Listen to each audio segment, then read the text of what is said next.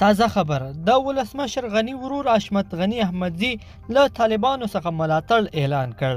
د افغانستان د ولسمشر اشرف غني ورور حشمت غني احمدزي د طالبانو له اسلامي تحریک سره ملاتړ اعلان کړی دی.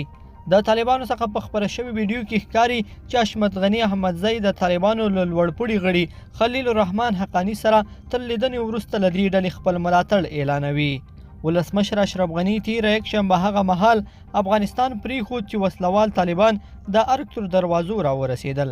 ولسمشر غني ویلي اوس په اماراتو کې د یو دغه هیواد ته په تګ سره د افغانستان د عزت په موخې د یوې خونړۍ تکراري پیښې مخنیوی وکړ. هغه وایي کله چې د ارګ پرېښود نو وسلوالو د ده د لټون لپاره د ارګ دفترونه کتل او داسې کسان هم پکې وو چې په بهرنیو ژبو غږېدل. بلخوا په فراه ولایت کې 340 تنه سرتیري د طالبانو له بند څخه آزاد شول. طالبانو ویلي چې دغه بندیان د خپل مشر ملا هیبت الله په امر له بنده خوشي کړي دي. طالبانو له دې مخکې په نیمروز کې هم 100 تنه سرتیري له خپل بند څخه آزاد کړي وو. بلخوا لوړو زده کړو وزارت وایي د دغه وزارت د مشرتابه پلاوي د پریکړې پر بنسټ به په نږدې راتلونکي کې حضوري درسونه پیل شي. لوړو زده کړو وزارت په یو خبرپاڼه کې ویلي چې محصلین دې د زده کړو پیلېدو ته چمتووالی ونیسي.